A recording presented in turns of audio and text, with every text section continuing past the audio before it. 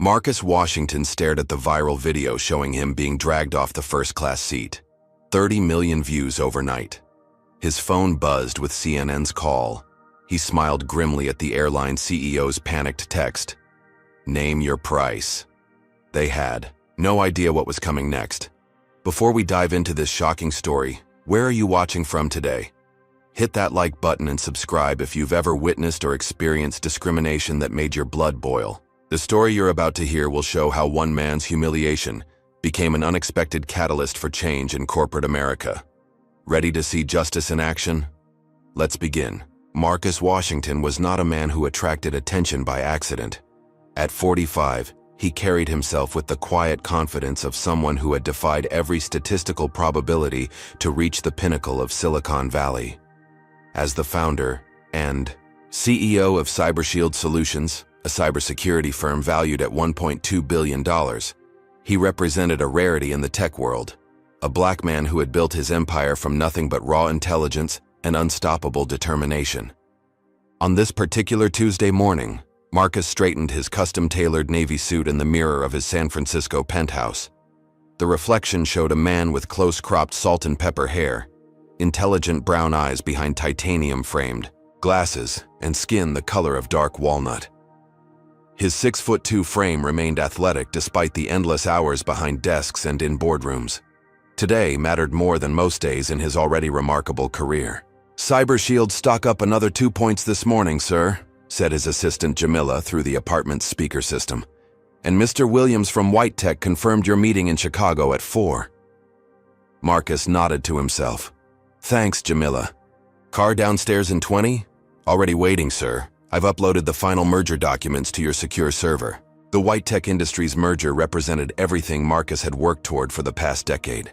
$500 million, market dominance, and a chance to create the most diverse executive leadership team in tech history. Jeffrey Williams, White Tech's CEO, was a shrewd businessman who respected Marcus but was notoriously impatient. This in-person meeting would seal their future, or destroy it. Marcus's journey to this moment had been anything but easy. Born to a single mother in Harlem, he had watched her work 3 jobs just to keep food on the table. His mother, Elaine Washington, had sacrificed everything to ensure her only son could focus on his education. While other kids played basketball, after school, Marcus built computers from discarded parts he scavenged from neighborhood dumpsters. His exceptional math skills and programming talent had earned him a full scholarship to MIT, where he graduated top of his class despite the constant undercurrent of professors and classmates who seemed surprised by his intelligence. "You're very articulate," they would say, the backhanded compliment revealing their low expectations. After graduation, Marcus had faced hundreds of rejections from venture capitalists when trying to launch CyberShield. "Great idea," they would say, "but we're not sure you're the right fit to lead this company." The unspoken bias was always hanging in the air, thick and suffocating.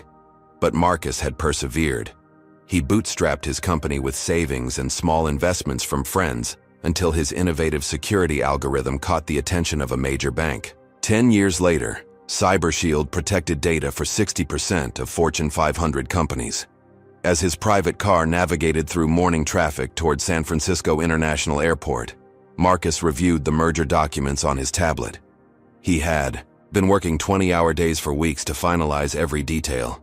His eyes burned from exhaustion, but the thrill of what this deal meant kept him alert, not just for him, but for the hundreds of young black students he sponsored through his foundation, showing them that barriers could be broken.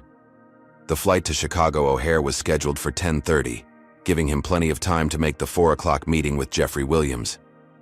Marcus had specifically booked first class on national airlines, not because he needed luxury, but because he needed the space to work and the quiet to prepare. "Good morning, Mr. Washington," the national airlines check-in attendant greeted, him with a professional smile. "We're delighted to have you flying with us today. I've upgraded you to our premium first-class cabin as a thank you for your loyalty." "Thank you," Marcus replied with genuine appreciation, accepting his boarding pass.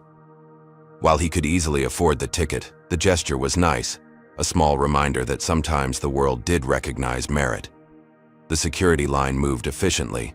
and Marcus was soon sitting in the premium lounge, finalizing his merger presentation. He called his chief financial officer for a last-minute review of the numbers. "Everything looks solid, Marcus," said Robert Chen, his CFO of 5 years. "White Tech would be crazy to walk away from this deal." "Never underestimate the unexpected, Robert," Marcus replied, a habit born from years of being blindsided by prejudice disguised as business decisions. When boarding was announced, Marcus packed his laptop and documents into his leather briefcase and walked to the gate. He nodded politely to the flight attendants who welcomed passengers aboard, then made his way to his assigned seat, 2A, a spacious first-class window position. The first-class cabin gleamed with luxury. Wide leather seats, real wood accents, and attentive staff offering pre-flight champagne. Marcus declined the champagne, accepting still water instead. He needed a clear head for the meeting ahead. He stored his briefcase carefully under the seat in front of him, keeping the merger documents close. As other first-class passengers boarded, mostly white businessmen in suits similar to his own, Marcus noticed the subtle double takes, the quick glances that questioned his presence in this exclusive space. He had grown accustomed to these looks over the years, learning to ignore them while never forgetting what they meant. A flight attendant approached with a warm smile. Her name tag read, Veronica Miller. She was in her mid-30s with blonde hair pulled back in a perfect bun. "Can I get you anything else before takeoff, sir?" she asked. "No, thank you, Veronica. The water is fine," Marcus replied, returning to his documents. The plane was nearly fully boarded when Marcus noticed Veronica's demeanor change. She kept glancing toward the front of the plane, her previously warm expression growing increasingly uncomfortable. Following her gaze, Marcus saw a white man in his 50s, with silver hair and an expensive watch glinting on his wrist, engaged in what appeared to be a heated discussion with the gate agent at the aircraft door. The man gestured emphatically toward the first-class cabin, his voice rising just enough to catch fragments. "Always sit there. Standing arrangement. Do you know who I am?" Veronica approached Marcus again, her smile now tight and forced. "Sir, I'm sorry to disturb you, but there seems to be a seating issue."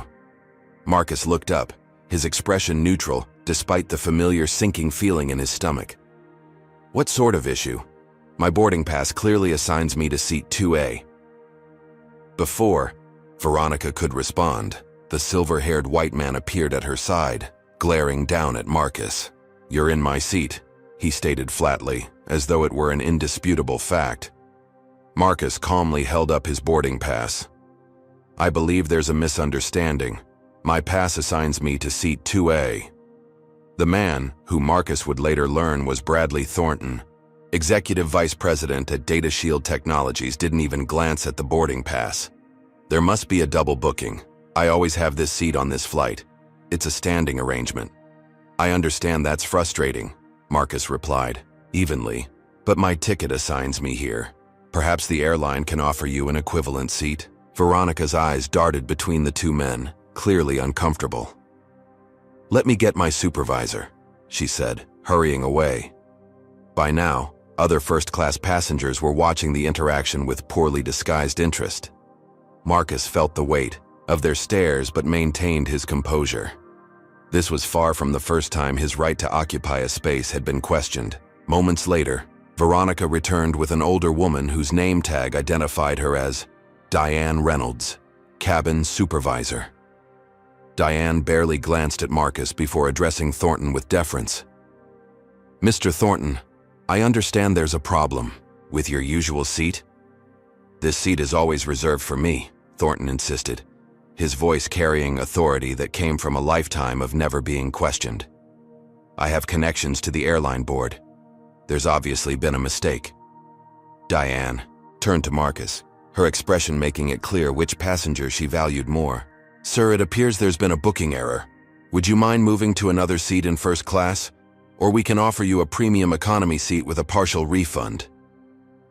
Marcus felt a flicker of anger, but suppressed it. "There's no booking error," he said firmly, presenting his boarding pass again. "I booked this seat weeks ago and received confirmation. I'm happy to show you the email if necessary." Diane barely glanced at the boarding pass. I understand, sir, but Mr. Thornton is a Platinum Elite member with special arrangements. I'm also a Platinum member, Marcus countered. And more importantly, I have a valid ticket for this specific seat. Bradley Thornton's face reddened. Look, I don't have time for this. I have important business in Chicago that can't wait. As do I, Marcus replied calmly. I have a critical meeting this afternoon. The standoff continued for another minute, with Diane clearly favoring Thornton despite the evidence in Marcus's hand. Other passengers began to shift uncomfortably, some avoiding eye contact, others watching with undisguised interest. Sir, Diane finally said to Marcus, her tone hardening. I need to ask you to move to another seat or deplane. You're delaying our departure. I'm not the one causing a delay, Marcus pointed out. I'm sitting in my assigned seat with a valid ticket. This is ridiculous, Thornton interrupted. I've never been treated this way on national airlines before. The irony of his statement wasn't lost on Marcus, who had experienced similar treatment countless times across various situations. Recognizing where this was heading, he discreetly took out his phone and, keeping it partially concealed by his tray table, began recording. Final request, sir, Diane said, the threat clear in her voice. Move to another seat or we'll need to have you escorted off the aircraft. On what grounds? Marcus asked, his voice steady despite the humiliation burning in his chest. I have a valid ticket for this seat. Diane's response was to signal toward the front of the plane. Moments later, 2 security officers appeared, their uniforms marking them as airport security rather than police officers. Sir, we need you to come with us, said the taller officer, whose badge identified him as James Becker. Marcus maintained his composure. I'm not leaving my assigned seat without a valid reason. This appears to be discriminatory treatment. The second officer, Thomas Green, a stockier man with a crew cut, stepped forward. Sir, this isn't a debate. Either you come willingly, or we'll remove you. Around him, Marcus noticed several passengers had their phones out, recording the escalating situation. Some looked concerned, others entertained, and a few appeared uncomfortable but unwilling to intervene. Making a split-second decision, Marcus stood slowly. I'll leave under protest, and I want it noted that I'm being removed from a seat I legally purchased while my valid boarding pass is being ignored. But his dignified exit was not to be.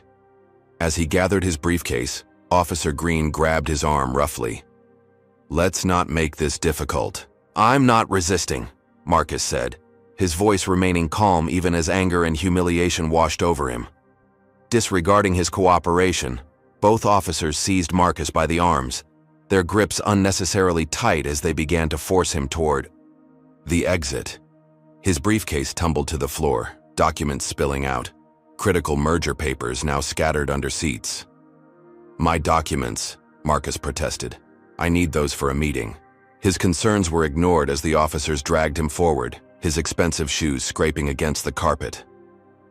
Marcus was acutely aware of the spectacle they were creating, a successful black man being forcibly removed to accommodate a white passenger's preferences.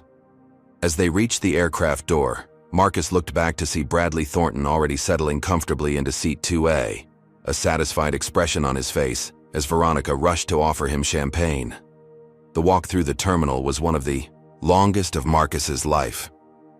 Despite his success, despite his wealth and position in this moment, he was reduced to what society had always seen first, his skin color.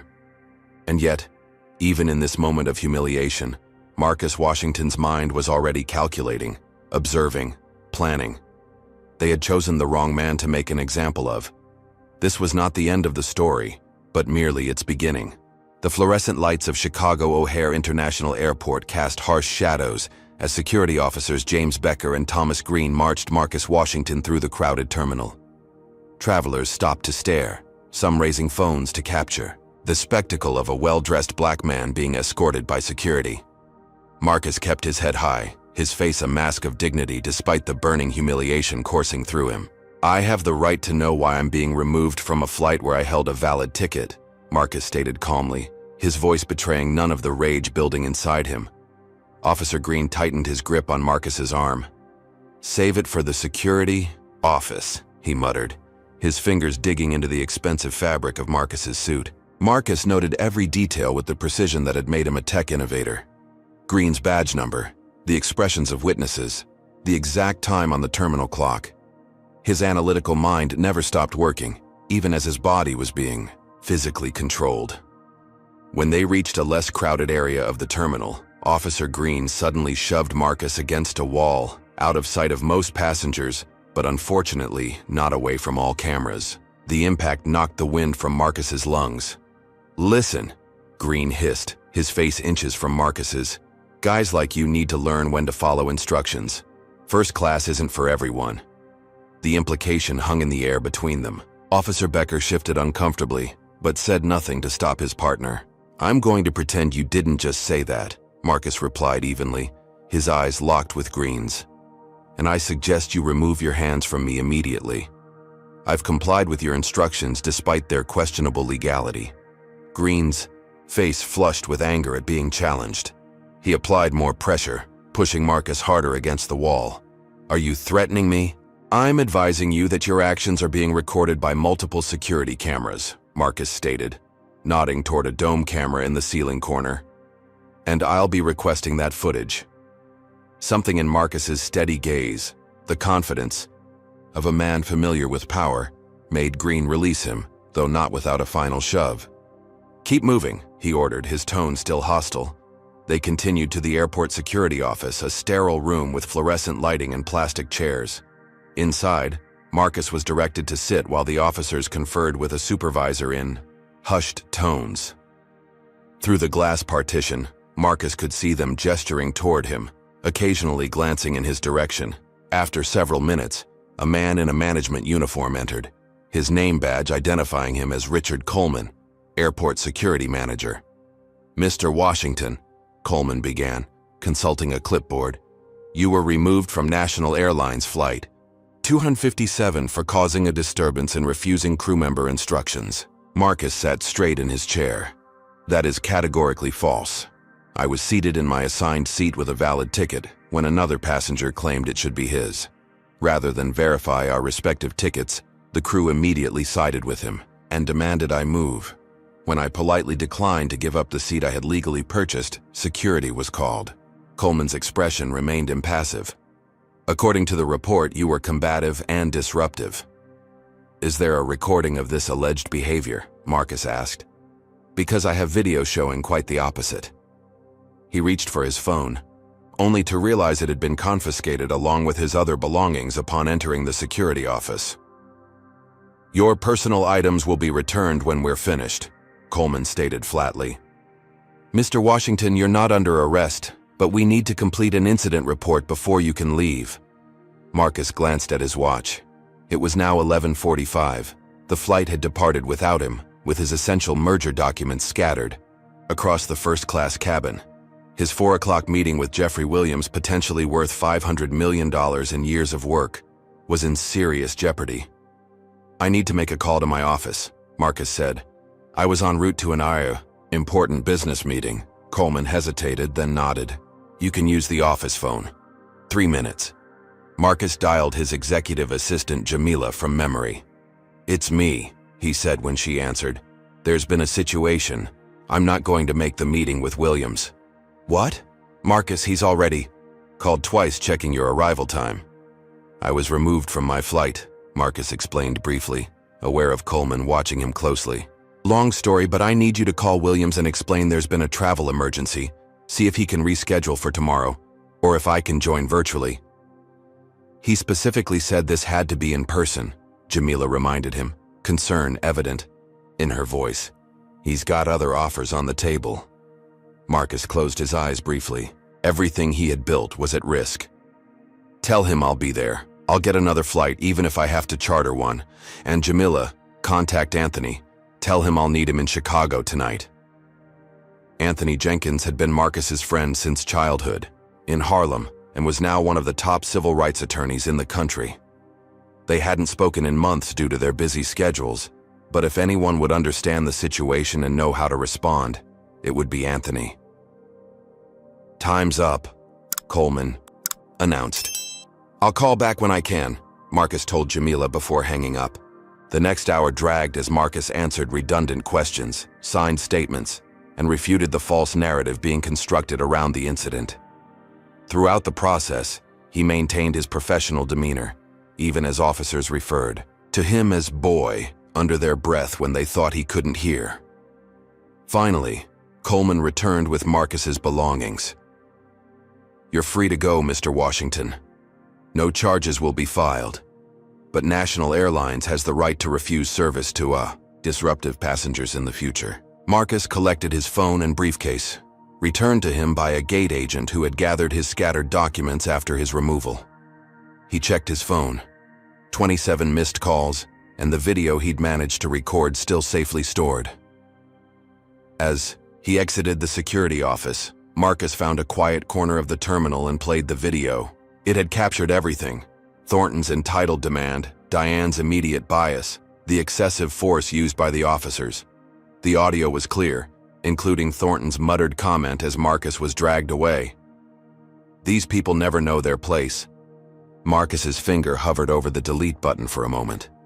Part of him wanted this humiliation to disappear, to focus solely on salvaging the White Tech merger. He had worked too hard, come too far to let this derail everything.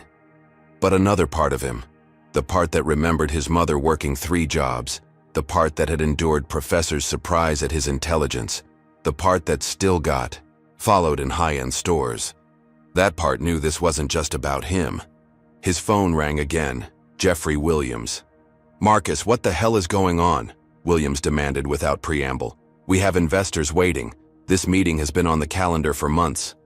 "Jeffrey, I apologize for the confusion," Marcus replied, his voice steady despite everything. "There was an incident at the airport. I'm arranging alternative transportation and will be there as soon as possible." "This isn't acceptable, Marcus," Williams said sharply. "Data Shield representatives met me for breakfast making a compelling counteroffer. They're ready to sign today." Data Shield, Bradley Thornton's company. The connection clicked in Marcus's mind like a key turning in a lock. This hadn't been random. "Jeffrey, I've been working toward this merger for 10 years, Marcus said. "I'm asking for a few hours' grace. There are aspects of Data Shield's business practices you should be aware of before making any decisions." After a tense silence, Williams replied, "You have until 6, not a minute later." The call ended, and Marcus immediately dialed Anthony Jenkins's direct line. "Marcus Washington," Anthony answered warmly. "It's been too long, brother." Jamila said, "There's an emergency." "I need your help, Anthony," Marcus said, his voice finally betraying a fraction of the stress he felt. "And I need to ask you something. When they come for you, when they remind you that no matter what you've achieved, they still see your skin first, do you let it go to protect what you've built, or do you fight even if it might cost you everything?" Anthony's response was immediate and resolute. "You document it, you strategize, and you make them regret the day they decided you were less than. This time, Marcus, they picked the wrong black man." For the first time since being dragged off the plane, Marcus Washington smiled. The polished mahogany conference table in Anthony Jenkins's downtown Chicago law office gleamed under recessed lighting as Marcus finished recounting the events of the morning. The video from his phone played on a large wall-mounted screen, the images crisp enough to clearly identify everyone involved. Anthony leaned back in his leather chair, his expression a mixture of anger and strategic calculation. At 46, he had built his reputation defending high-profile civil rights cases, earning both respect and resentment in legal circles.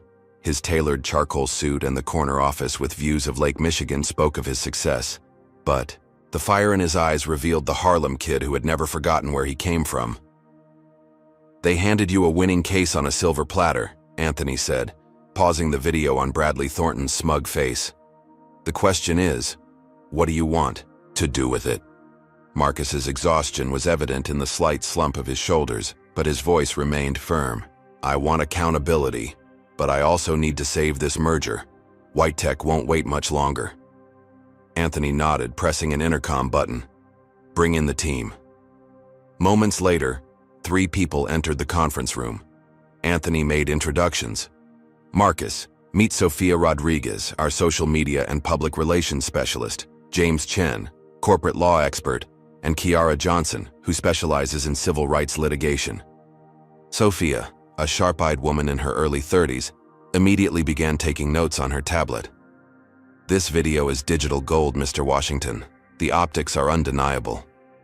James Chen adjusted his glasses as he studied documents from Marcus's briefcase. "The timing with your white tech merger is suspicious. Have you considered this might be corporate sabotage with racial prejudice as the weapon?" Marcus's eyes narrowed. "Bradley Thornton. I recognized the name but couldn't place it until Jeffrey Williams mentioned DataShield made a counteroffer this morning." Kiara Johnson, whose quiet demeanor belied a reputation for ferocity in courtrooms, pulled up information on her laptop. "Bradley Thornton, Executive Vice President at DataShield Technologies, your direct competitor." She scrolled further. "And look at this, 3 sealed settlements for workplace discrimination in the past 5 years. Do you think this was planned corporate sabotage or an unfortunate coincidence? Drop a comment with number 1 if you believe this was a calculated move by DataShield, or number 2 if you think Thornton just happened to be on the same flight. Like and subscribe if you've ever witnessed discrimination disguised as company policy in your workplace. Now, what would you do if you were in Marcus's position? Would you prioritize the business deal or fight for justice? Let's see what strategy Marcus and his team develop." "This wasn't random," Marcus concluded, scrolling through emails on his phone. "The merger announcement hasn't gone public yet, but industry insiders have been speculating. Thornton must have found out I was flying to Chicago today." Anthony paced the length of the conference room. "So we're looking at a 2-front battle, the civil rights violation and potential corporate espionage. We need to approach this carefully." Sophia tapped her stylus against her tablet. "The court of public opinion moves faster than any legal proceeding.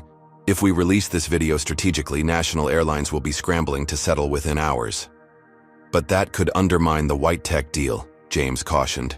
"If Marcus becomes the center of a viral racial incident, Jeffrey Williams might get cold feet about the public association." Marcus checked his watch. "I have less than 4 hours to get across town for that meeting. The merger has to be the priority. It represents jobs for hundreds of people, including many minorities we've specifically recruited and mentored." Kiara's voice cut through the debate. "Why choose? This isn't just about one incident or one merger. This is about changing how the game is played." She turned to Marcus. "You built CyberShield from nothing despite every obstacle. You've earned your seat at the table. Why not use this situation to secure both victories?" The room fell silent as everyone considered her words. Marcus rubbed his temples, feeling the weight of the decision. Part of him wanted to focus solely on salvaging the merger, the practical business move. Another part recognized the larger significance of what had happened to him today. "If I let this go," he said finally, "what message does that send to every young black professional watching? That even when you reach the top, you still have to swallow your dignity to succeed?" Anthony placed a hand on his friend's shoulder. "The system counts on people making that exact calculation. Stay quiet, don't rock the boat, protect what little you've managed to gain." "But I didn't get where I am by playing it safe," Marcus continued, his resolve strengthening. "And I didn't build CyberShield just for myself. It was always about creating pathways for those coming after me." Sophia was already sketching a communication strategy on her tablet. "We approach this in phases. First, we need leverage with national airlines to get them to acknowledge fault without a protracted legal battle. Meanwhile," James added, "we gather evidence on the connection between Thornton and the airline incident. If we can prove corporate sabotage, White Tech would have every reason to avoid DataShield and proceed with your merger." Kiara opened a legal document on her laptop. "I'll prepare the framework for legal action against national airlines, the security company, and Thornton personally. Multiple causes of action: discrimination, assault, defamation, tortious interference with business relations." Marcus's phone buzzed with a text from Jamila. Williams called again, getting impatient, says DataShield offering 2% better terms. The pressure was mounting. But for the first time since being dragged off the plane, Marcus felt in control again. Sophia, who's the most trustworthy journalist you know? Someone who'll report this story accurately without sensationalizing it. Zoe Campbell at the National Times, Sophia replied without hesitation. Pulitzer finalist last year for her series on corporate accountability. She'll treat this with the gravity it deserves. Call her, Marcus decided. Offer an exclusive, with very specific parameters. I want this story to break while I'm meeting with Williams. Anthony raised an eyebrow. Bold move. You're going to leverage the public response in real time during your negotiation? Exactly, Marcus confirmed. When the story breaks, Data Shield's stock will take an immediate hit. Their connection to Thornton will raise questions about their business ethics. Meanwhile, I'll be sitting across from Jeffrey, offering him a chance to be on the right side of the story. James looked concerned. You're playing a dangerous game. If Williams gets spooked by the controversy, then he's not the partner I thought he was, Marcus interrupted. This merger isn't just about market share. It's about creating the most diverse leadership team in tech. If Jeffrey can't stand with me when I've been wronged this publicly, what happens when we face more subtle challenges together? Kiara nodded approvingly. Sometimes the strongest negotiating position is simply standing firm in your truth. Anthony began outlining action items on a whiteboard. We move on multiple fronts simultaneously. Sophia works with Zoe Campbell on the media narrative. James investigates the Thornton Data Shield connection. Kiara prepares our legal strategy. I'll handle direct communication with National Airlines General Counsel. As the team dispersed to execute the plan, Marcus remained at the conference table, reviewing the White Tech merger documents. Anthony paused at the door. You know this could all backfire, he warned his friend. You could lose the merger and end up in a years-long legal battle. Marcus looked up, his expression resolute. My mother didn't work 3 jobs so I could someday be successful enough to tolerate being treated like a second-class citizen. She did it so I could change the system that tried to keep us down. Anthony smiled. That's the Marcus Washington I remember from Harlem, the one who never backed down, even when the odds were stacked against him. I'm still that person, Marcus replied, straightening his tie as he prepared to head to the White Tech meeting. I've just gotten better at calculating the odds, and today, I like our chances. Zoe Campbell's fingers flew across her keyboard, her dark eyes intense as she crafted the opening paragraphs of what would become the most read article of her career. The National Times downtown Chicago office hummed with the usual deadline, energy, but the veteran journalist remained focused solely on the explosive story unfolding on her screen. The headline was already set. Tech CEO forcibly removed, racial bias or business sabotage. Below it, a still image from Marcus Washington's video showed him being dragged from his seat, dignity intact despite the humiliation. Zoe had verified every detail, cross-referenced statements, and most importantly, watched the unedited video Marcus had provided. As a black woman who had clawed her way to journalistic prominence, she recognized the familiar pattern of bias, but approached the story with the objectivity that had earned her a Pulitzer nomination. 5 minutes until we go live, her editor called across the newsroom. Legal cleared it? Triple-checked, Zoe confirmed. We've reached out to all parties for comment. National Airlines provided a boilerplate response about investigating the incident. Data Shield and Bradley Thornton haven't responded.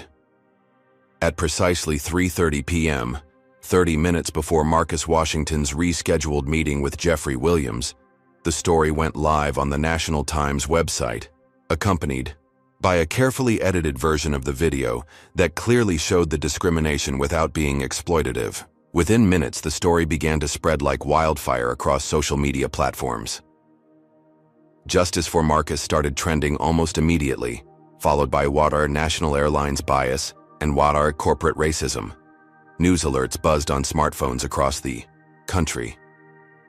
Cable news networks scrambled to cover the developing story. In the backseat of a luxury car heading to White Tech's Chicago headquarters, Marcus watched the initial response on his tablet. Sofia Rodriguez provided updates via text. National Times article 50,000 views in first 10 minutes. Video shares doubling every 3 minutes. National Airlines stock down 7% already. Requests for interviews from CNN, MSNBC, Fox, Bloomberg. Marcus set aside the tablet and straightened his tie, preparing for the meeting ahead. The driver pulled up to an impressive glass tower in downtown Chicago. "We've arrived, Mr. Washington." In her Manhattan office, National Airlines CEO Franklin Pierce stared at the catastrophic stock ticker on his wall screen. The company had lost 15% of its value in under an hour. His phone hadn't stopped ringing since the story broke. "Get me everything on this incident," he shouted to his executive assistant, "and find out who the hell Bradley Thornton is and why my flight crew gave him preferential treatment." Across town at DataShield's headquarters, CEO Michael Harrison slammed his office door shut as he got off the phone with their biggest investor. "Find Thornton now," he barked into his intercom, "and prepare a statement distancing us from his personal actions." But Bradley Thornton wasn't answering his phone. He sat in a Chicago hotel bar, watching his face appear on the overhead television as commentators dissected his role in the incident. His third whiskey did nothing to calm his growing panic. At O'Hare International Airport, flight attendant Veronica Miller was called into a meeting with HR. Security officers James Becker and Thomas Green received notification of administrative leave pending investigation. Cabin supervisor Diane Reynolds sat in her car in the employee parking lot, deleting text messages from her phone. Meanwhile, in Anthony Jenkins's law office, the team monitored the explosion of public interest with strategic satisfaction. Social media response is overwhelming, Sophia reported. 93% supportive of Marcus. Calls for National Airlines boycott gaining traction. Kiara looked up from her legal drafts. "I've received calls from 3 major civil rights organizations offering support and resources."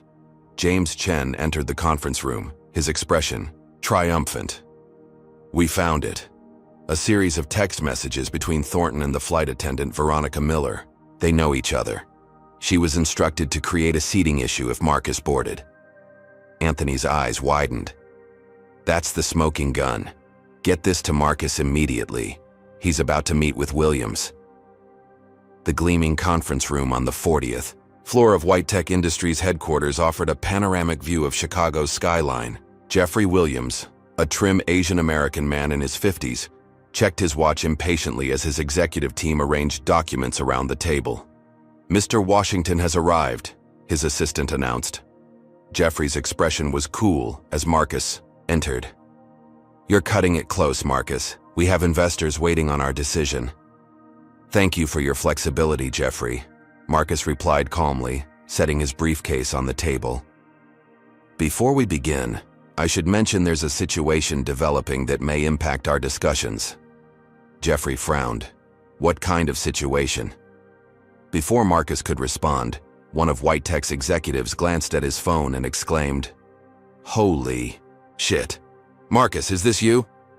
He turned his screen to show the viral video now playing on every major news site. Jeffrey's expression shifted from annoyance to shock as he watched. "This happened to you today? This is why you were delayed?" Marcus nodded. "Yes, and there's more to the story that isn't public yet." He slid his phone across the table, displaying the text messages James had just forwarded. "Bradley Thornton, the man who had me removed, is Executive VP at DataShield. This was corporate sabotage designed to make me miss this meeting." Jeffrey's face hardened as he read the messages.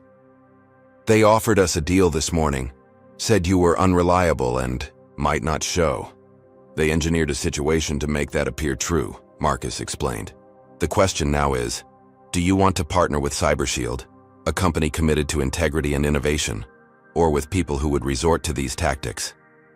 As the meeting continued behind closed doors, the public response continued to build. National Airlines issued a hastily crafted statement. "National Airlines takes allegations of discrimination very seriously. We are investigating the incident involving Mr. Washington and have placed the employees involved on administrative leave pending review. We are committed to providing a respectful environment for all passengers." The statement was immediately criticized for its vagueness and lack of direct apology. The airline's stock continued to plummet.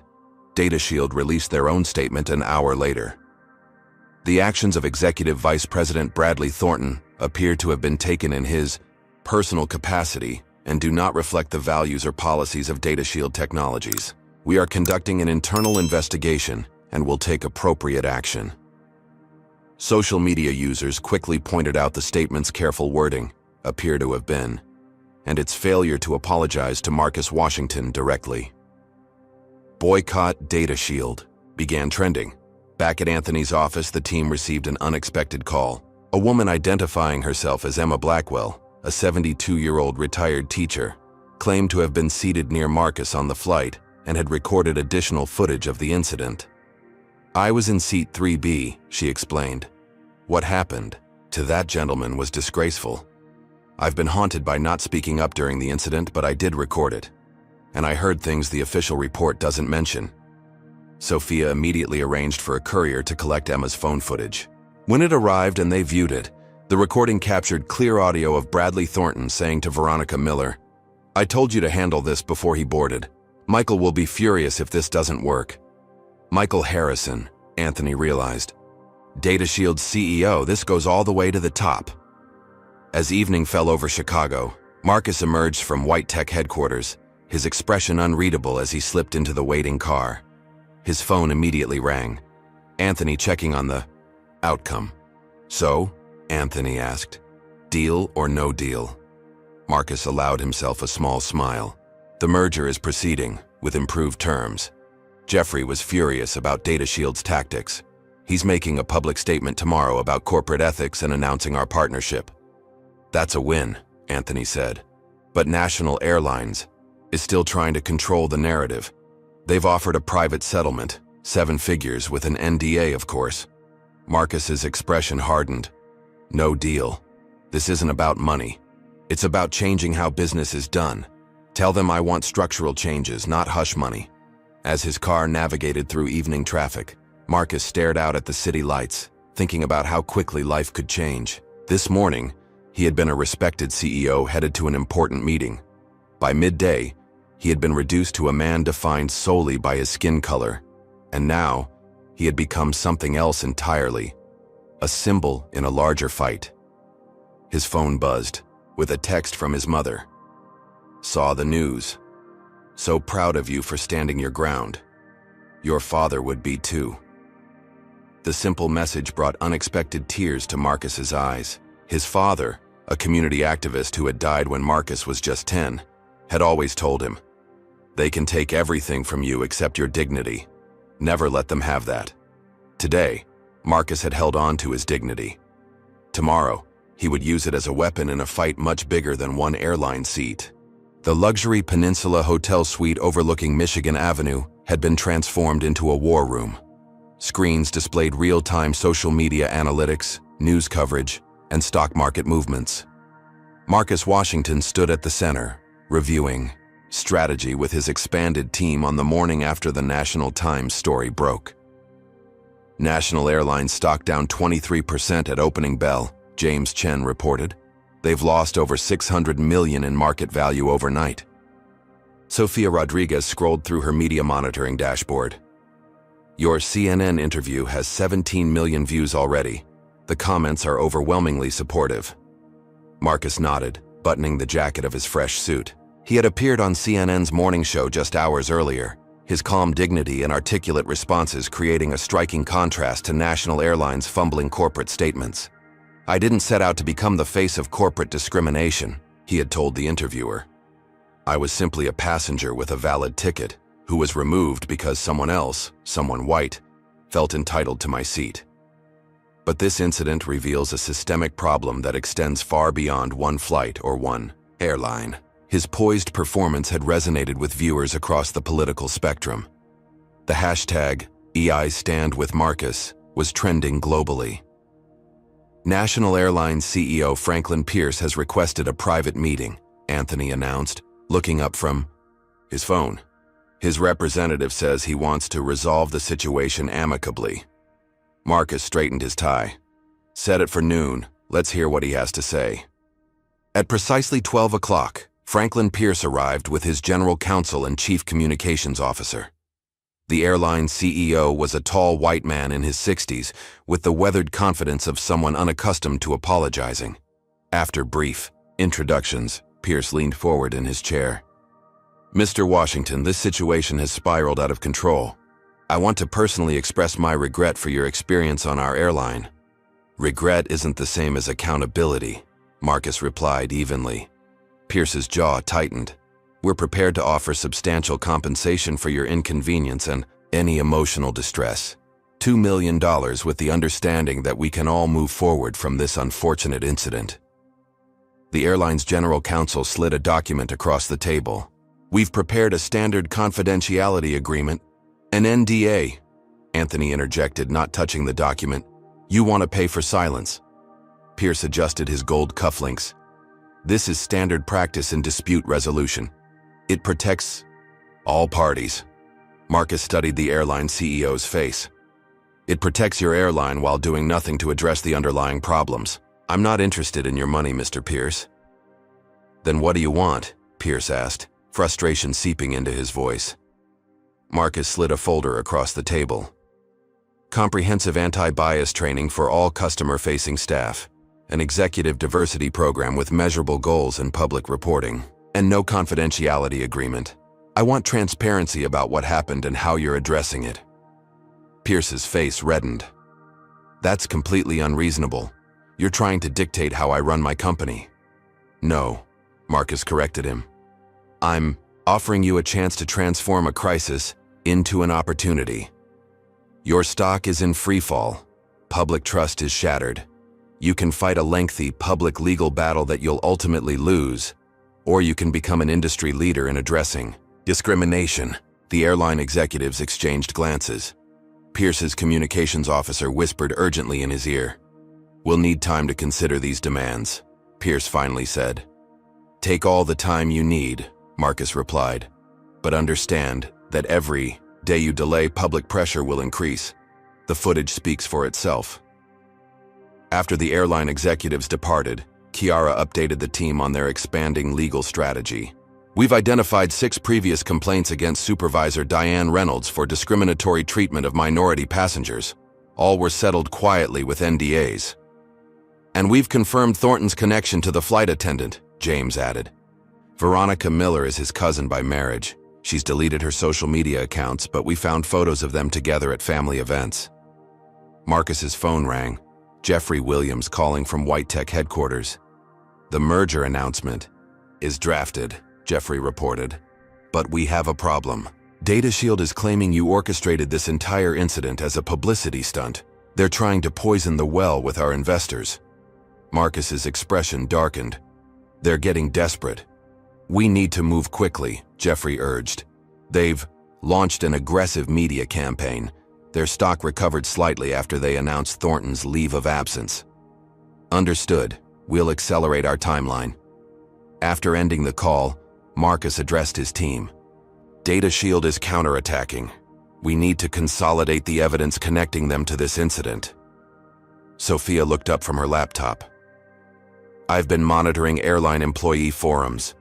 There's chatter about Diane Reynolds having connections to DataShield's board. One employee claims she received special instructions regarding your flight. Follow that lead, Marcus directed. And Anthony, arrange a meeting with influential Black business leaders in Chicago. We need to build broader support. As the team dispersed to their tasks, Marcus's security detail, hired after he began receiving anonymous threats, approached with concern. Sir, hotel security detected unauthorized electronic devices in your suite during their sweep. Listening. Devices. Marcus showed no surprise. Corporate espionage is part of the game now. Let's use it to our advantage. He raised his voice slightly. Make sure everyone understands our next public move will be announced tomorrow morning. That evening, Marcus met privately with 7 prominent Black executives from various industries in a secure conference room at Anthony's law firm. No phones or devices were permitted. What you're doing is necessary, said Regina Carter, CEO of a major healthcare corporation.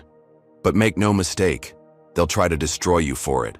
I faced similar tactics when I sued my former employer for promotion discrimination. Walter Bridges, a venture capital pioneer, nodded in agreement. They'll dig into your past, looking for anything to discredit you. They'll try to paint you as angry, unreasonable, playing the race card. I'm prepared for that, Marcus assured them. But I need your public support when the time comes. Too often we fight these battles alone because others fear becoming targets themselves. One by one, the executives pledged their support.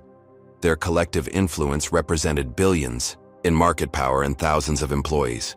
Later that night, as Marcus reviewed security footage from hotel cameras, his phone buzzed with an alert from Sophia.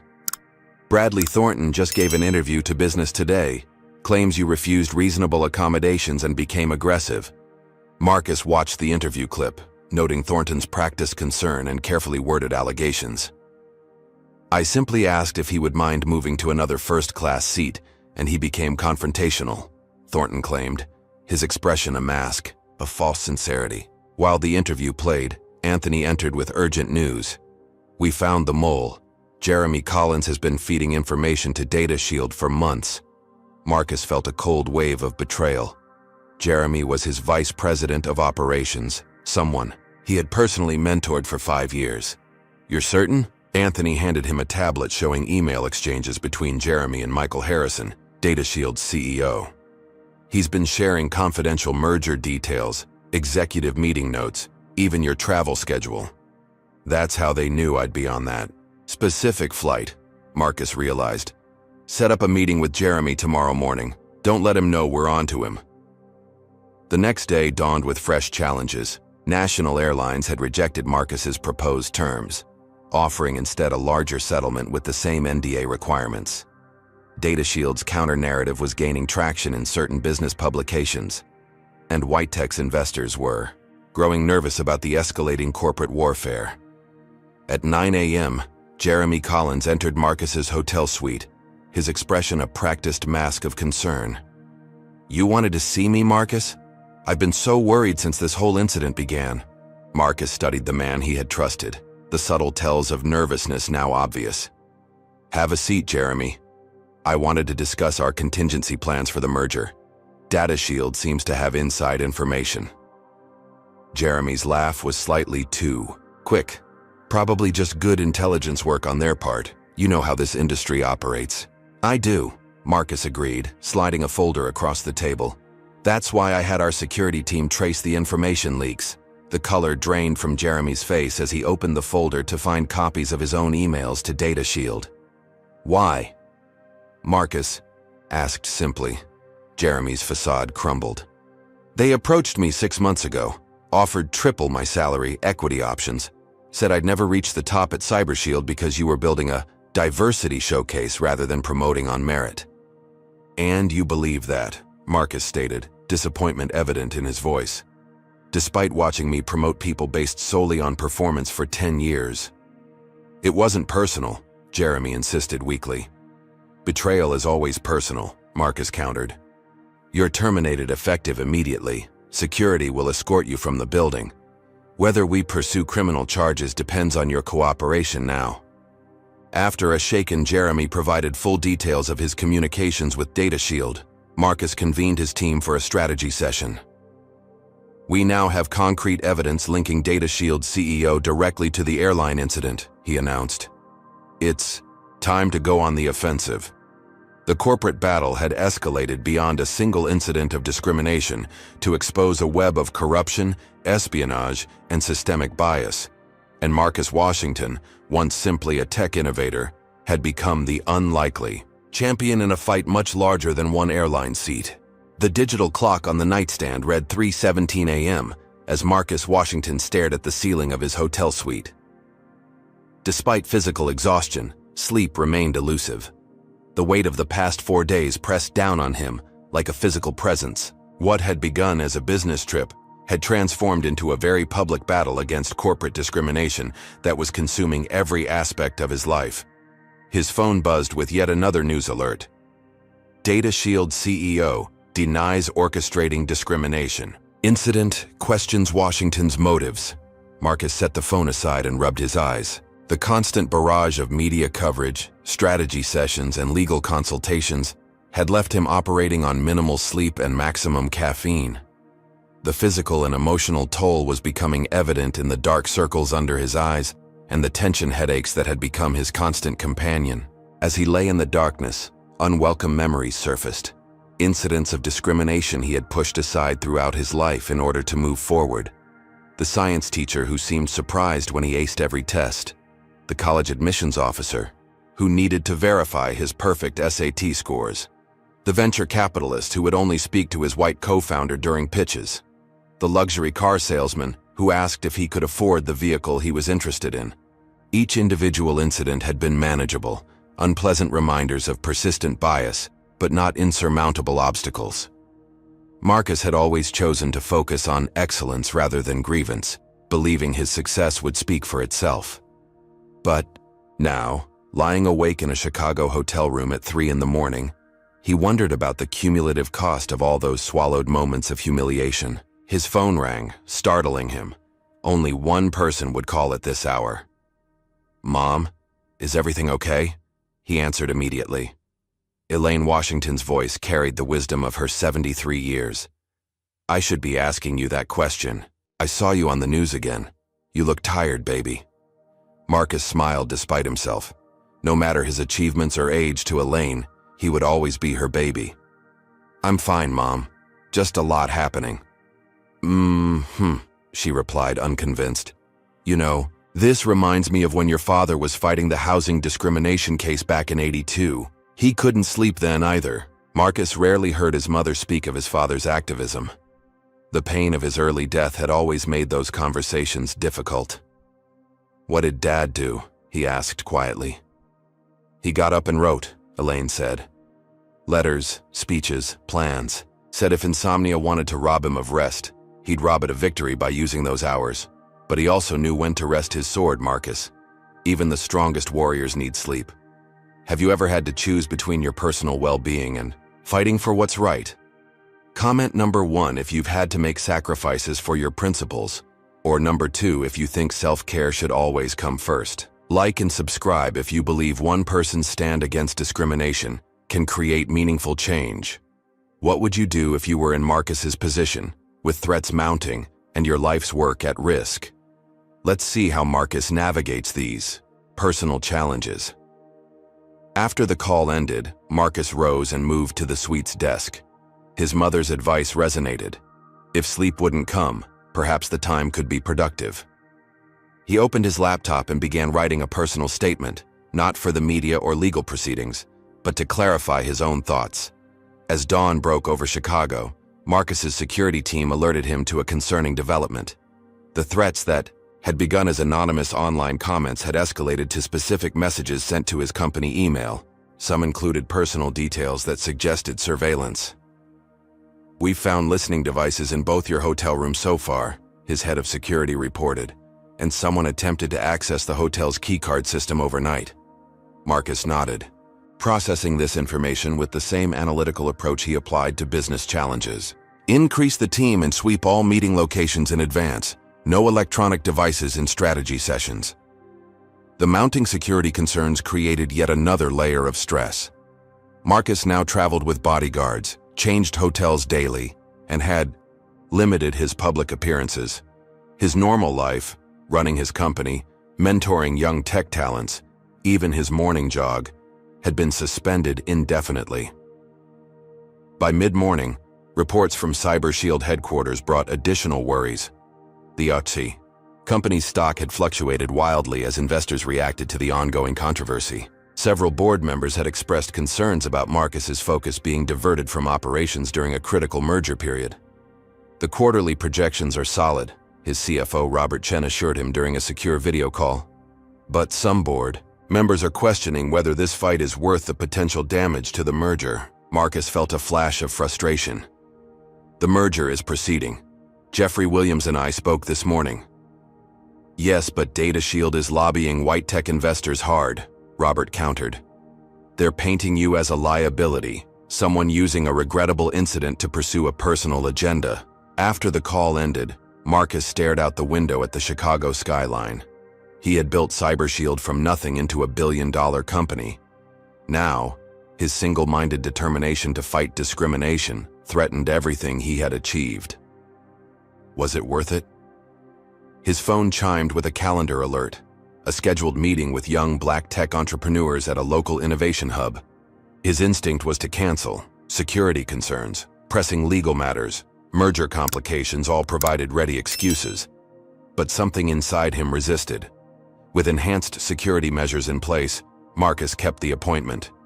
In a small conference room, he met with 7 young founders, their faces lighting up when he entered. "Thank you for coming, especially now," said Darnell Jackson, a 23-year-old developer working on encryption technology. "What you're doing means everything to us." For the next hour, Marcus listened as they shared their experiences, the funding rejections with thinly veiled bias, the assumptions about their capabilities, the isolation in predominantly white tech spaces. Their stories echoed his own from decades earlier, a sobering reminder that despite his individual success, systemic barriers remained firmly in place. "How do you handle it?" asked Aisha Okafor, whose AI startup had secured modest seed funding despite stellar credentials. "The constant need to prove yourself while watching less qualified people advance?" Marcus considered her question carefully. "For years, I focused solely on excellence, believing if I built something undeniably valuable, bias would become irrelevant, and that strategy served me well in many ways. But I've come to realize that individual success doesn't change the system. At some point, you have to decide whether to accept the world as it is or fight to change it, even if that fight costs you everything," Darnell asked. The question hung in the air, reflecting Marcus's own late-night doubts. Before he could respond, his security team signaled urgently from the doorway. Outside the building, a media frenzy had erupted. Bradley Thornton had given another interview, this time claiming Marcus had a history of playing the race card and had orchestrated the plane incident for publicity. News vans lined the street, hoping to catch Marcus's response. As his security team escorted him through a back exit, Marcus's phone buzzed with an urgent message from Jeffrey Williams. "Data Shield making final push with our investors. Need to announce merger immediately or deal in jeopardy. 24-hour deadline."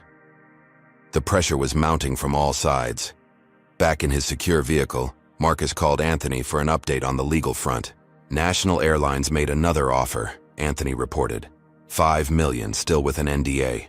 "And Thornton's going on the offensive. His team is digging into your past, looking for anything they can use." "Let them look," Marcus replied, though.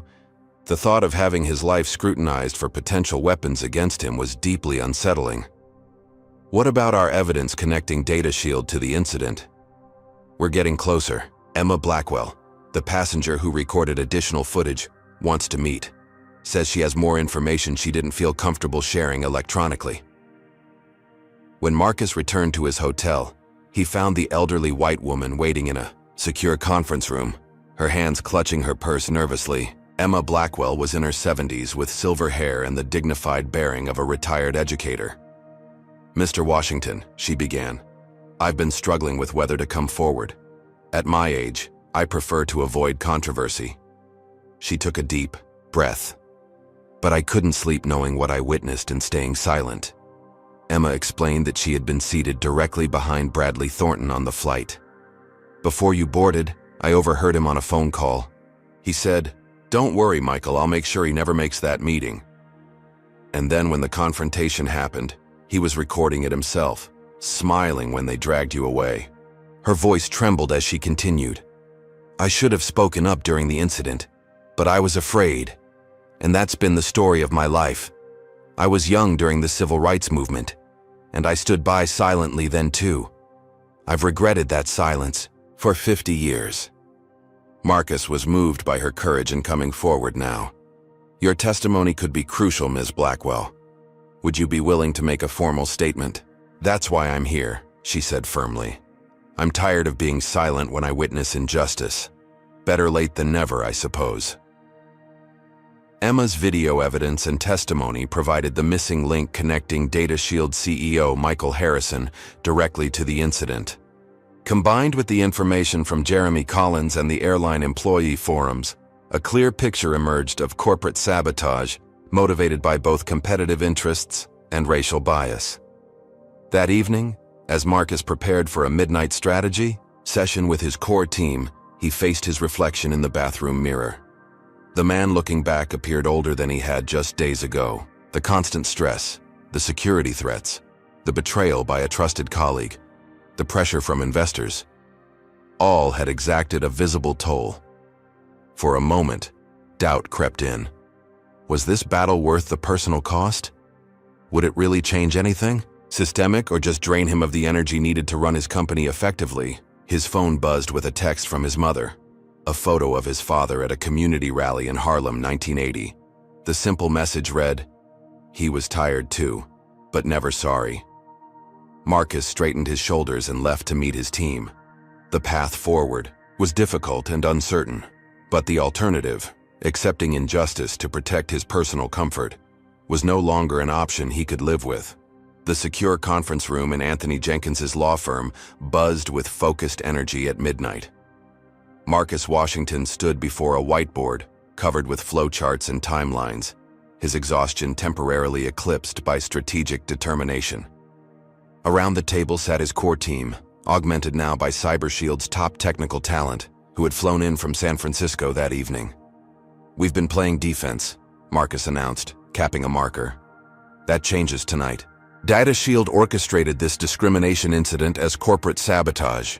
Now we use what we do best, technology, to expose the full extent of their operation." Melissa Chung, CyberShield's chief technology officer, opened her laptop. "We've developed a forensic analysis plan that stays within legal boundaries while following the digital breadcrumbs."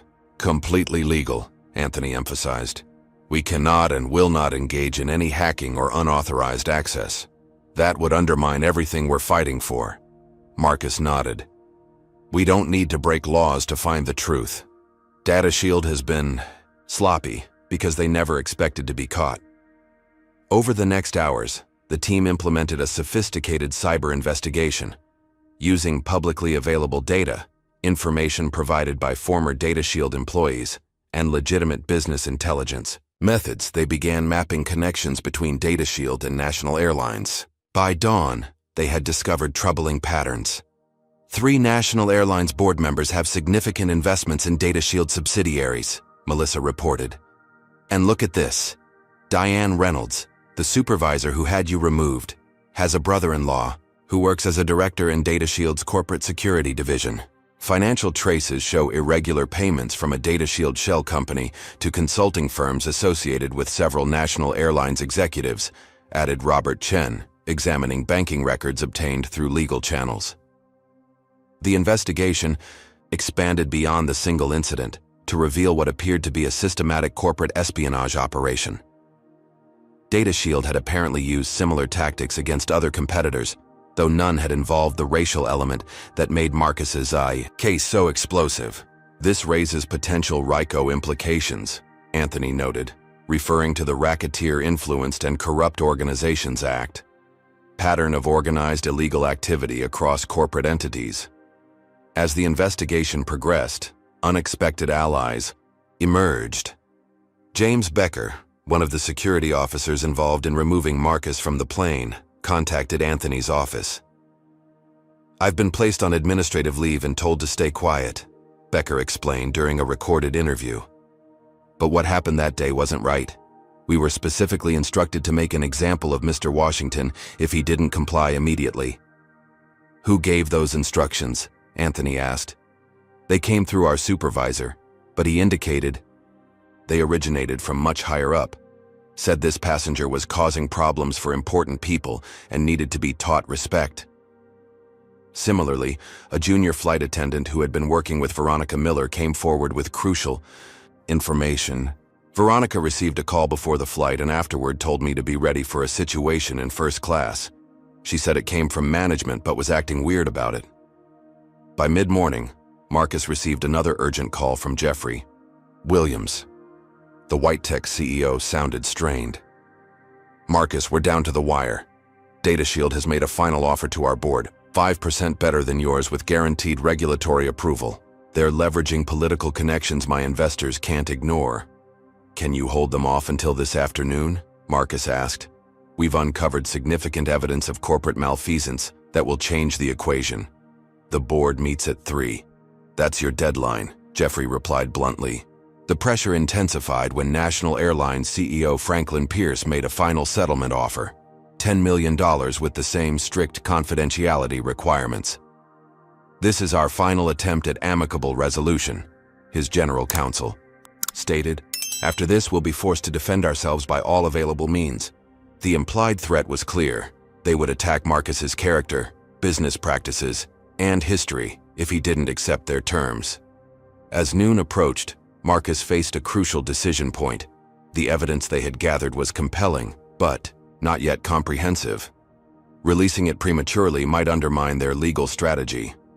Waiting too long could cost him the White Tech merger and allow DataShield to further control the narrative.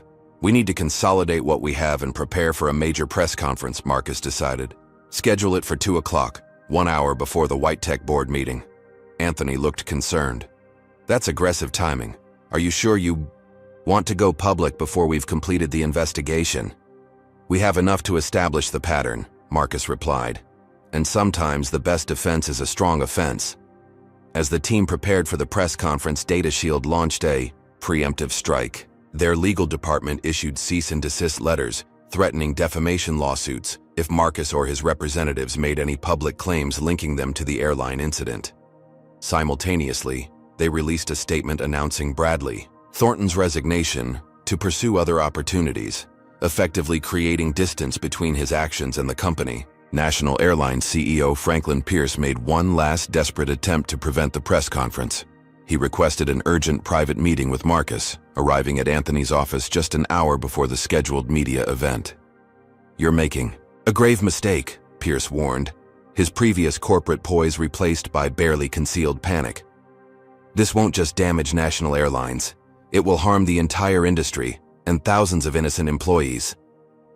I'm not responsible for the consequences of discrimination your company enabled," Marcus replied evenly. "I offered you a chance to address this constructively. You chose to offer money for silence instead."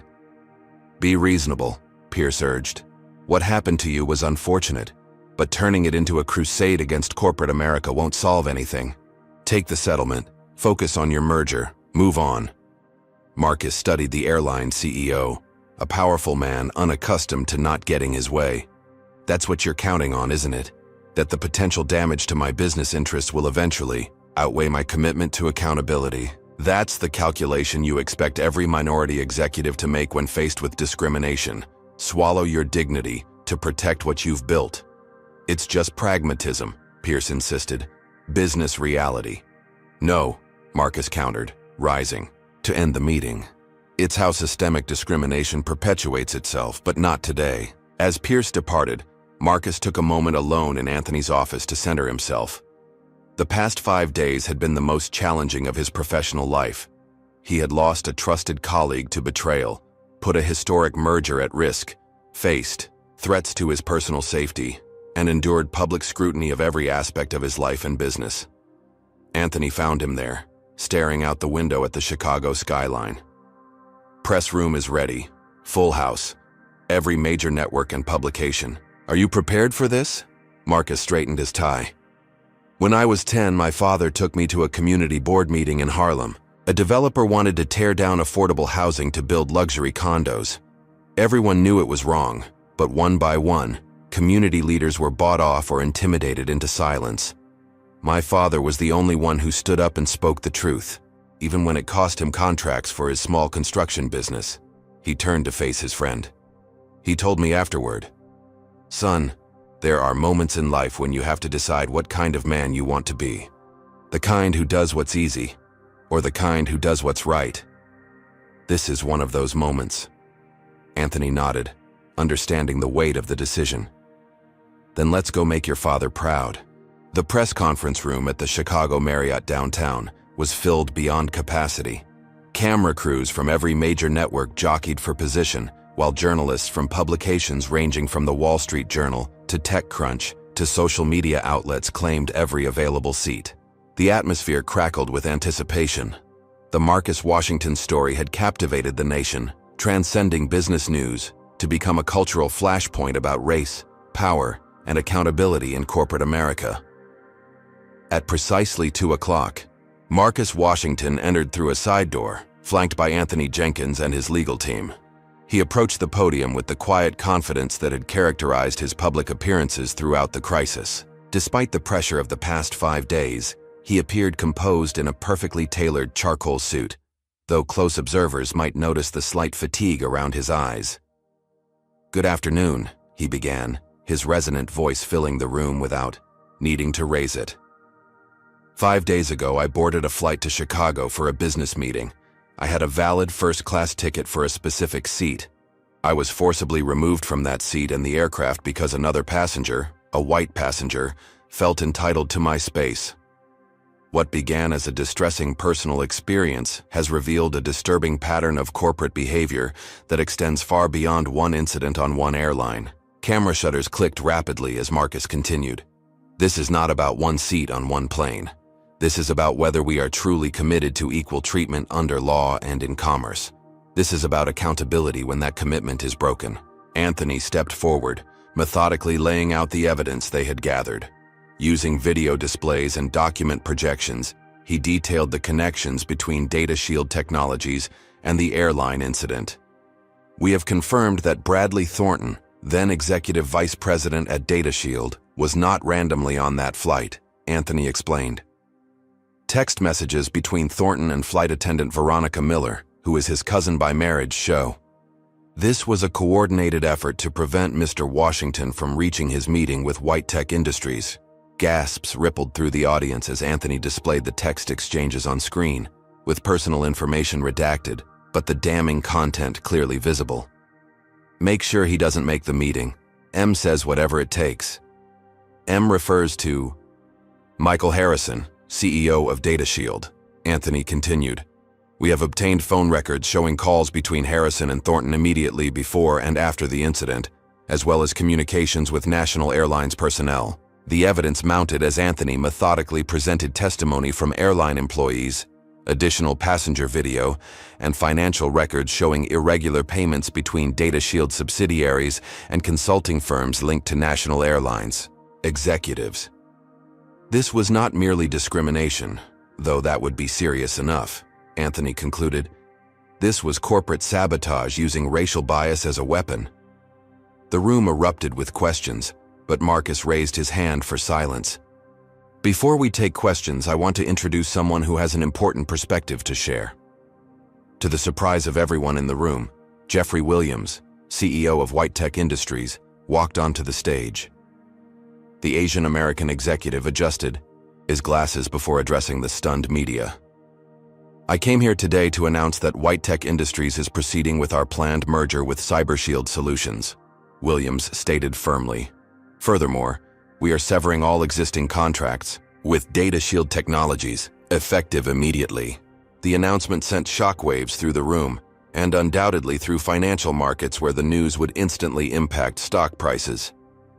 "As an Asian American executive who has experienced my own share of discrimination in the technology sector," Williams continued, "I recognize the importance of this moment. Our merger with CyberShield isn't just about market share. It's about creating a technology leader that reflects America's diversity and demonstrates that ethical business practices and success are not mutually exclusive." Marcus and Jeffrey then unveiled their joint commitment to create the industry's most comprehensive anti-discrimination initiative, with measurable goals, independent oversight, and public reporting. "This is what leadership looks like," Marcus stated. "Not hiding behind NDAs and settlements, but acknowledging problems and addressing them transparently." As the press conference continued, screens at the back of the room began displaying real-time stock market reactions. Data Shield shares plummeted 28% within minutes of the revelations. National Airlines stock, already weakened from previous days, dropped another 15%. Meanwhile, both CyberShield and White Tech saw their values increase as investors responded positively to their ethical stance and merger announcement. The question and answer session had just begun when a commotion erupted at the back of the room. Bradley Thornton pushed his way through the crowd, his face flushed with anger and panic. "This is slander," he shouted, pointing dramatically at Marcus. "You're destroying reputations with baseless accusations." Security personnel moved quickly to intercept Thornton, but before they reached him, his outburst had been captured by dozens of cameras, an unforced error that would further damage DataShield's attempts to distance themselves from him. As Thornton was escorted from the room, another unexpected development unfolded. National Airlines CEO Franklin Pierce entered through a side door, accompanied by his executive team. The airline's CEO approached the podium, his expression grave. "Mr. Washington," Pierce began, his voice carrying through the now silent room. "On behalf of National Airlines, I want to offer a public and unreserved apology for the discriminatory treatment you experienced on our aircraft." The stunning reversal from his earlier position left the room momentarily speechless. Pierce continued, looking directly into the cameras. "What happened was inexcusable and reflects systemic failures within our corporate culture. Today, I am announcing a comprehensive overhaul of our training, policies, and leadership to ensure nothing like this happens again." Pierce detailed immediate changes. Diane Reynolds had been terminated along with several other executives implicated in the incident and subsequent cover-up attempts. The airline would implement the anti-bias training program Marcus had proposed, create a chief diversity officer position reporting directly to the CEO, and establish an independent review board for discrimination complaints. "We are taking these steps not just because of public pressure," Pierce concluded, "but because they are the right thing to do. National Airlines must be a company that serves all passengers with equal respect and dignity." The admission and commitments from the airline CEO created a powerful moment, one that transformed the narrative from a single incident of discrimination to the possibility of genuine corporate accountability and change. As the press conference continued, Marcus revealed the final piece of their investigation: evidence linking the discrimination against him to a broader pattern affecting minority executives across industries. "Our team has identified 17 similar incidents in the past 3 years," Marcus explained, displaying anonymized data on the screens. "Minority executives targeted with discriminatory treatment at critical business moments, treatment that affected negotiations, deals, and career trajectories. This isn't about one CEO on one flight. This is about how power structures maintain themselves by making success more difficult for those who don't fit the traditional mold." The comprehensive nature of the evidence presented, combined with the unexpected public accountability from National Airlines and Whitetech's supportive stance, created an unprecedented moment of transparency about corporate discrimination practices. As the press conference concluded, Marcus announced the formation of a new industry coalition to combat corporate discrimination. Today, 12 major companies have committed to joining our initiative for corporate equity and accountability. This is just the beginning. The cameras continued rolling as Marcus, Jeffrey, and even Franklin Pierce stood together, an image that would appear on front pages and news sites across the country, symbolizing the possibility of accountability and change in corporate America. Outside the press conference, as media analysts immediately began dissecting the revelations and their implications, Anthony pulled Marcus aside. "That was masterful," he said quietly. "You've changed the conversation." Marcus looked at his friend, exhaustion finally showing through his composed exterior. "Now we have to make sure the change outlasts the headlines." 6 months later, Marcus Washington stood at the floor-to-ceiling windows of CyberShield's expanded headquarters in downtown Chicago. The autumn sunlight glinted off the glass and steel of neighboring skyscrapers as employees moved purposefully through the open workspace behind him. The company's relocation from San Francisco had been just one of many transformations following what the business press now simply called the incident. The successful merger with Whitetech had created the largest minority-led technology corporation in America, valued at over $4 billion. More importantly, it had established a new model for corporate leadership that prioritized both innovation and inclusion. The combined company, now operating under the CyberShield name, had become the industry's fastest-growing cybersecurity provider, with a client list that included 70% of Fortune 500 companies. Marcus turned from the window as his executive assistant announced the arrival of his 2 o'clock meeting. The conference room filled with a diverse group of executives from National Airlines, including their newly appointed Chief Diversity Officer, Layla Patel. The quarterly implementation report is encouraging, Marcus noted, reviewing the data on his tablet. 93% completion of the comprehensive bias training program, significant improvements in customer satisfaction metrics among minority passengers, and a 40% increase in diversity hiring at management levels.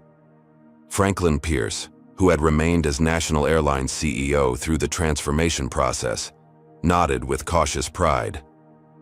The changes haven't been easy, but they've been necessary.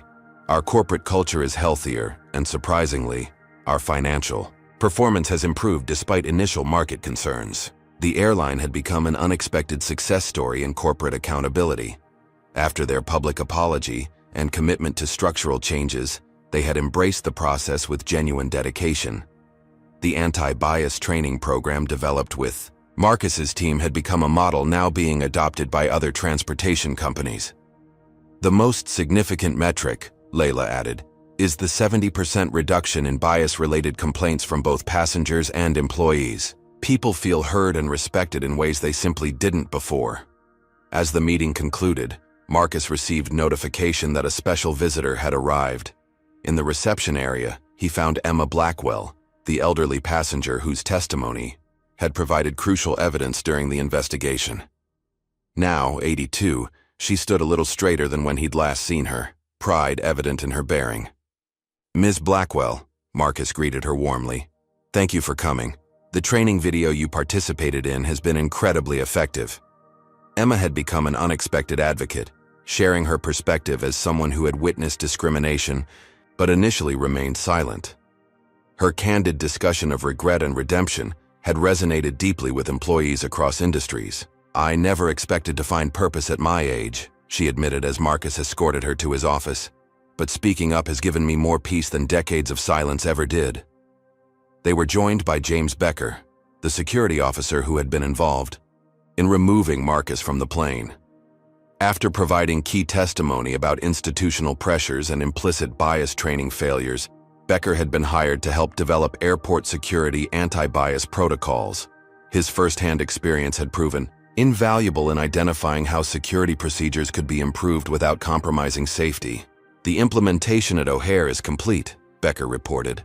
"Complaints about discriminatory security screening have decreased 62% in the first quarter." Later that afternoon, Marcus welcomed Anthony Jenkins and his legal team for an update on the ongoing legal proceedings. The conference room wall displayed the status of multiple cases stemming from their investigation. Federal charges against Bradley Thornton and 3 Data Shield executives will proceed to trial next month, Kiara Johnson reported. "The evidence is overwhelming, particularly after 2 more executives agreed to cooperate with prosecutors in exchange for reduced charges." Data Shield had not survived the scandal intact. After multiple executives faced federal charges for corporate espionage, stock manipulation, and civil rights violations, the company had been acquired by a competitor for a fraction of its former value. Michael Harrison, the former CEO, was awaiting trial on multiple federal charges. "The civil case against the remaining Data Shield entities has been settled," Anthony added. "The terms include a $50 million fund for minority tech entrepreneurs and mandatory independent oversight of their business practices for 5 years. Sofia Rodriguez updated the team on the broader impact of their work. "The Corporate Accountability Coalition you founded now includes 37 major companies. The standardized reporting metrics on diversity and inclusion are being adopted, even by companies outside the coalition, as shareholders demand transparency." As his team shared additional updates, Marcus reflected on the personal transformation of the past 6 months. The fight had cost him, financially, emotionally, physically, but it also reconnected him with the core values that had driven him since childhood. The merger with Whitetech had exceeded financial projections while creating unprecedented opportunities for underrepresented professionals in the tech industry. That evening, Marcus hosted a celebration event at CyberShield's headquarters. The guest list included key figures from throughout the journey: Jeffrey Williams, Franklin Pierce, Emma Blackwell, members of the legal team, and the young black tech entrepreneurs Marcus had met during the crisis. The most honored guest, however, was Elaine Washington. Marcus's mother beamed with pride as she witnessed her son's impact. "Your father would be so proud," she whispered during a quiet moment. not just of what you've achieved, but of how you achieved it, by standing firm in your principles. The celebration reached its emotional peak when Marcus introduced a young man named Terrell Johnson, a brilliant computer science student from Marcus's old Harlem neighborhood. Thanks to CyberShield's expanded scholarship and mentoring program, Terrell would be joining the company as an intern while completing his degree. "Seeing you stand up made me believe I could belong in this industry," Terrell told Marcus, his voice carrying genuine emotion, not just succeed in it but help transform it. As Marcus surveyed the gathering, the unlikely alliances formed, the systems beginning to change, the doors opening for a new generation, he recognized the bittersweet nature of progress. The victory was significant, but incomplete. Discrimination remained a reality in corporate America and beyond. The work would continue long after today's headlines faded. Taking the podium for brief remarks, Marcus addressed this reality directly. "What we're celebrating today isn't the end of discrimination in corporate America. That journey continues. What we're celebrating is the power of accountability and the possibility of transformation. 6 months ago, I was removed from a seat I had legally purchased because someone decided I didn't belong there. Today, we're building companies and systems where everyone belongs, where merit and character determine opportunity, not appearance or background." He raised his glass in a toast. "To the work accomplished and the work ahead. To justice that doesn't require extraordinary circumstances or perfect victims to be achieved. And to a future where the question isn't whether discrimination will be confronted, but how quickly and completely it will be addressed." The event concluded with the announcement of Marcus's next ambitious project, a technology industry consortium dedicated to creating true equality of opportunity in the sector. The initiative would combine research, policy advocacy, educational pathways, and corporate commitments to address systemic barriers from early education through executive leadership. As guests departed, Marcus found himself once again at the windows overlooking Chicago, the city lights now glittering against the night sky. Anthony joined him there, the two friends from Harlem who had traveled so far from their beginnings. "Was it worth it?" Anthony asked quietly. "All of it. The stress, the risk, the public scrutiny?" Marcus considered the question, remembering the moment on the plane when he had to decide whether to accept removal from his rightful seat or stand firm despite the consequences. "It was worth it," he replied finally. "Not because we won every battle or because the system is fixed. It was worth it because sometimes the greatest service you can offer the world is to simply refuse to accept injustice, even when acceptance would be easier." He turned from the window to face the now empty event space, where new alliances had formed and new commitments had been made. The seat was never just about the seat. It was about who gets to occupy space in this society, with dignity and without challenge. And that fight continues, one seat at a time. Have you ever witnessed someone stand up against discrimination and create meaningful change? Has this story inspired you to think differently about your own response when witnessing injustice? Comment below with your thoughts and experiences. Like and subscribe if you believe in the power of individual courage to transform systems. Share this video with someone who needs to be reminded that standing up for what's right matters, even when it's difficult. Thank you for joining me for this incredible journey of justice and transformation. I look forward to bringing you more stories that illuminate the path toward a more equitable world. This powerful story of Marcus Washington's fight against discrimination offers several profound lessons. First, individual dignity should never be compromised, even when facing powerful systems. Marcus could have accepted the airline's settlement to protect his business interests, but he recognized that true leadership requires standing for something greater than personal gain. Second, accountability creates change. By refusing to sign an NDA and insisting on structural reforms rather than financial compensation, Marcus transformed a personal humiliation into institutional improvement. His strategic approach, combining legal action, media savvy, and business leverage, demonstrates how effectively addressing racism requires engaging all available tools. Third, allyship matters. From Anthony's legal expertise to Emma's witness testimony, from Jeffrey's business partnership to the support of other Black executives, Marcus succeeded because he wasn't fighting alone. Real change requires both courageous individuals and supportive communities. Finally, the story reminds us that discrimination continues even at the highest levels of achievement. No amount of professional success, wealth, or credentials protects people of color from bias. The systems that perpetuate racism must be actively dismantled through consistent pressure, strategic action, and unwavering determination. These lessons extend beyond corporate settings to every space where people face discrimination. True justice requires not just addressing individual incidents, but transforming the systems that enable them. Has someone ever judged you based on your appearance rather than your character or credentials? Have you witnessed discrimination and wondered whether speaking up would make a difference? Marcus's story shows how one person's refusal to accept injustice can create ripples of change throughout an entire industry. Share your experiences in the comments below. Have you ever stood up against discrimination? What happened? If you've been silent in the past, what would help you speak up next time? Comment with your thoughts. If this story resonated with you, please hit that like button and subscribe for more powerful narratives about overcoming injustice. Share this video with someone who needs inspiration to stand firm in their own fight for dignity and respect. Thank you for joining me in exploring how courage, strategy, and determination can transform personal pain into powerful change. Remember, the most important seat you'll ever defend is your place in a more just and equitable world.